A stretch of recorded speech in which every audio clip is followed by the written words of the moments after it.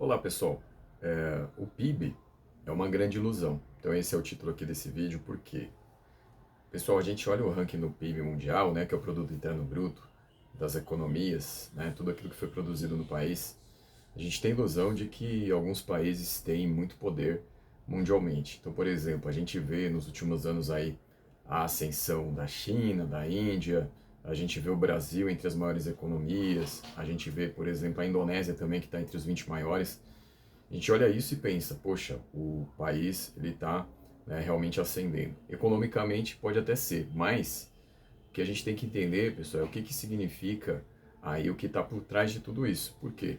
É, o que acontece, pessoal, é que existem grandes empresas que pertencem àquilo que nós chamamos de norte global, principalmente os Estados Unidos e os países da Europa, mais o Japão, que continuam exercendo um poder muito grande sobre as economias em desenvolvimento e subdesenvolvidas.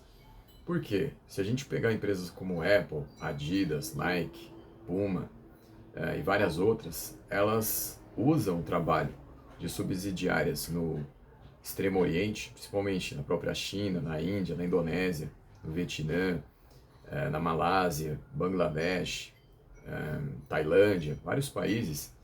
E o que acontece? Elas pagam um ínfimo salário para essas subsidiárias repassarem para os seus trabalhadores. E além disso, essas empresas elas acabam estabelecendo uma série de procedimentos e normas para que essas empresas subsidiárias desses países sigam então. Então o que acontece, pessoal, é que no PIB, quando você vê lá a situação, né, de crescimento dessas economias, na verdade era para ser muito maior do que é ali, do que aparece no PIB. Por quê? Porque a maior parte do valor que é extraído nas produções desses países entra como cálculo do PIB para os países ricos, né, para os países desenvolvidos. Então, o que, que acontece, pessoal, é o seguinte, então tem um aspecto aí que é do próprio sistema capitalista, de que você coloca ali os parâmetros e também a extração do valor de acordo com aquilo que os países desenvolvidos desejam, principalmente os Estados Unidos. Por quê? Esse livrinho que eu vou mostrar aqui para vocês, que é um livro muito interessante que infelizmente eu não encontrei tradução para o português, mas é esse livro aqui, ó, Value Chains, né, The New Economic Imperialism, que é da autora indonésia Intan Suwandi.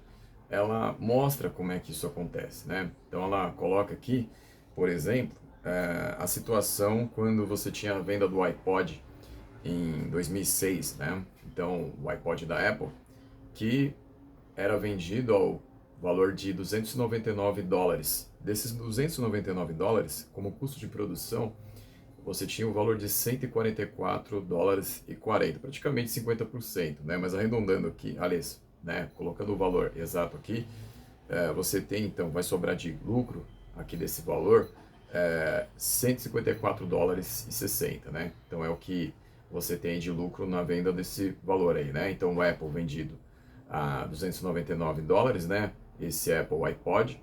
E aí você teve 144 dólares de custo, e aí você vai ter um lucro de 154 dólares e 60. O que, que acontece? Esses 154 dólares e 60 representa 52% do valor de 299 dólares, que foi o preço lá do mercado. O que, que acontece? Desses 52%, ele vai ser dividido então entre a Apple, seus revendedores, enfim, todos os seus associados.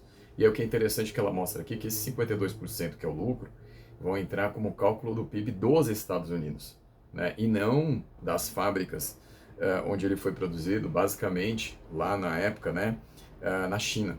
Né? Então assim, não vai entrar lá para o cálculo da China, vai entrar para o cálculo dos Estados Unidos. Então essa é a questão. Então quer dizer que se você não tivesse esse processo de apropriação da Apple sendo realizado, ou seja, o valor sendo levado para os Estados Unidos, então quer dizer que o PIB da China seria muito maior, só que o que acontece é que a Apple não é chinesa, a Apple é americana. Então isso acontece com várias outras empresas. A Adidas, por exemplo, a Adidas tem fábricas espalhadas pela China, pela Índia, pela Indonésia, pelo Vietnã, enfim, tem artigos que mostram isso. E esse valor vai ser apropriado pela Alemanha, né, porque a Adidas é alemã. Por mais que a Adidas, no próprio território alemão, tenha uma fábrica onde você tem cada vez mais o uso de robôs, né, produzindo, então esse valor continua sendo muito lucrativo Porque você tem essa exploração da mão de obra barata dos países do terceiro mundo, né? Que hoje a gente chama de sul global.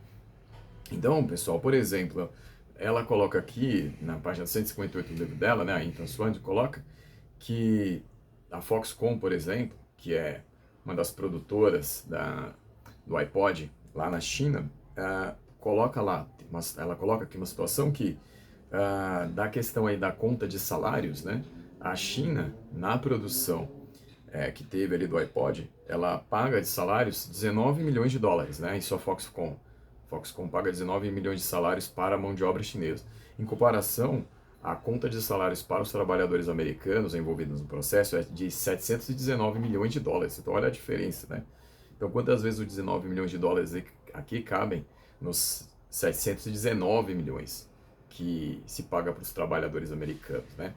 Isso aqui nos leva a outro ponto interessante também que a Ethan Swan coloca, que é o seguinte, se você for olhar os salários, né, que são pagos por essas empresas para essas subsidiárias repassarem os trabalhadores no leste do mundo, aí, né, no Extremo Oriente, você tem no máximo aí 3% de salário pago. 3% do valor de um produto vendido no mercado americano, só 3% no máximo vai corresponder aos salários pagos para essas subsidiárias repassar os trabalhadores do Extremo Oriente. Então, o que, que acontece? Ela coloca aqui o exemplo do Nike, né, do tênis de basquete da Nike, nos anos 90, em que você colocava ali uma situação em que 149 dólares e 50 era o preço do Nike no mercado, e desse valor, apenas 1 dólar e 50 era passado para as subsidiárias pagarem o salário dos trabalhadores lá no Vietnã, que no caso, na época, era o Vietnã.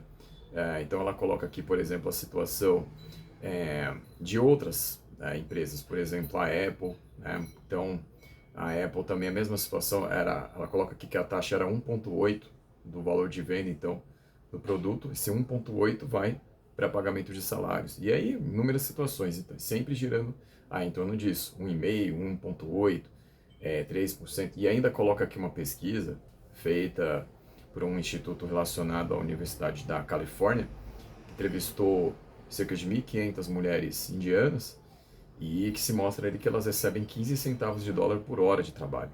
Então, assim, por isso, aí ela coloca ali que por essa situação é que a China, por exemplo, que tinha lá em 2019 as subsidiárias da Apple, então o que, que acontece? A Apple toma a decisão de passar essas subsidiárias para a Índia. Né? Por quê? Porque o preço da mão de obra é muito menor, então o lucro vai ser muito maior. Então, pessoal, essas coisas todas elas ficam escondidas quando a gente pensa apenas no PIB, ou seja, o crescimento das economias, né?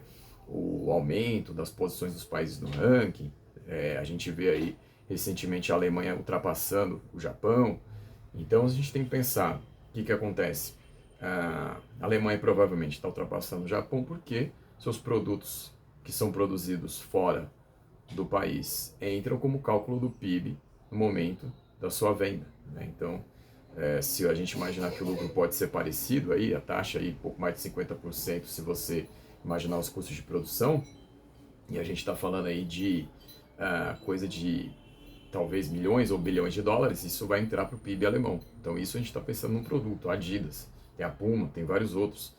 Né? Então, e se você pensar em todas as empresas aí grandes do norte global, acabam fazendo o mesmo. Ok? Então, pessoal, é isso que tinha para falar aqui. Então, esse livro é muito interessante, tá? Da Ethan Swan. Esse livro aqui que eu acabei de falar para vocês, Value Chains, que mostra isso, ela cita outros autores que abordam esse tema.